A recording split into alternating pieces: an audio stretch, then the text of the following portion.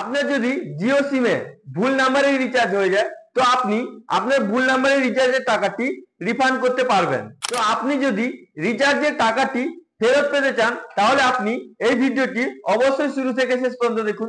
আজকে এই ভিডিওতে আমি আপনাদেরকে A to Z প্রসেস দেখাবো যে আপনার যদি জিও সিমে ভুল নাম্বারে রিচার্জ হয়ে যায় তাহলে আপনি ওই টাকাটি রিটার্ন করবেন কিভাবে।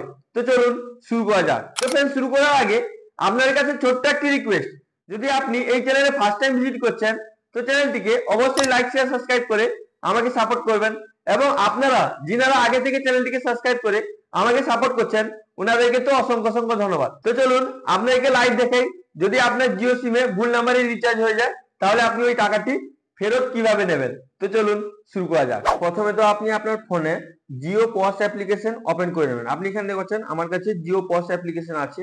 তো আপনি কি করবেন, আপনি আপনার ফোনে জিও পজ অ্যাপ্লিকেশনটি ওপেন করে নেবেন। তো ওপেন করার পর আপনি এখানে আপনার ইউজার আইডিটি দিয়ে দেবেন, পাসওয়ার্ড দিয়ে দেবেন, দিয়ে দেওয়ার পর এখানে লগইনে ক্লিক করে দেবেন।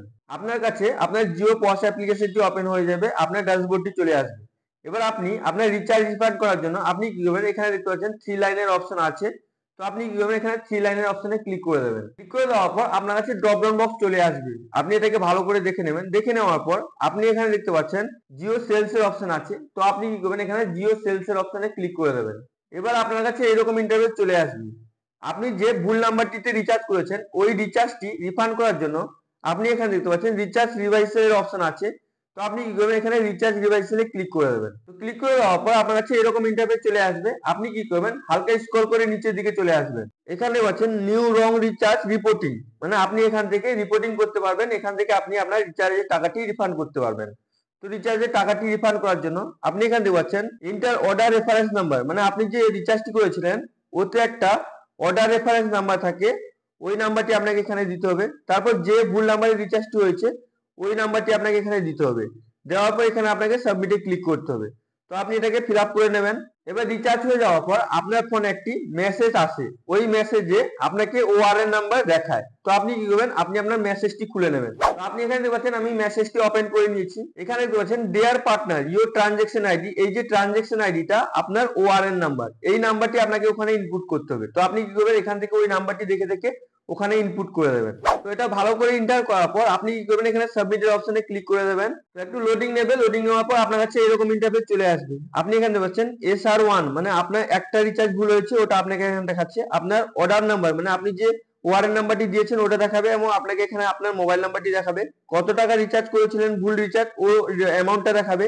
এবার আপনি কেন রিচার্জের টাকাটি রিফান্ড করতে চান এখানে আপনাকে রিজন দিতে হবে। তো আপনি কি করবেন, এখানে ড্রপ ডাউন বক্সে ক্লিক করবেন।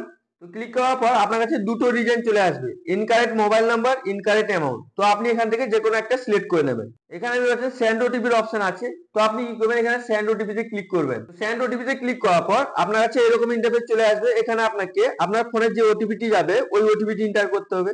ইনকেস যদি ওটিপি না আসে এখানে রিসেটে ক্লিক করে আপনি ওটিপি রিসেটও করতে পারবেন।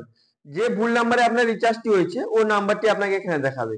তো এটাকে ভালো করে দেখে এখানে আপনি কি করবেন, কনফার্মে ক্লিক করে দেবেন। ক্লিক করে দেওয়ার পর আপনার কাছে এরকম ইন্টারফেস চলে আসবে। এখানে পাচ্ছেন OTP successfully verified for the order, আপনার অর্ডার নাম্বার দেখাবে, ইউর ডিভাইসের ট্রানজাকশন আইডি আপনাকে দেখাবে, মানে আপনার সাকসেসফুলি টাকাটি রিটার্ন চলে এসেছে। তো फ्रेंड्स, আপনি যদি একজন জিও কোম্পানির রিটেলার তাহলে আপনি এই প্রসেসটি করে আপনি যদি কোনো ভুল কাস্টমারের নাম্বারে রিচার্জ করে দেন তাহলে আপনি ওই টাকাটি রিটার্ন করতে পারবেন।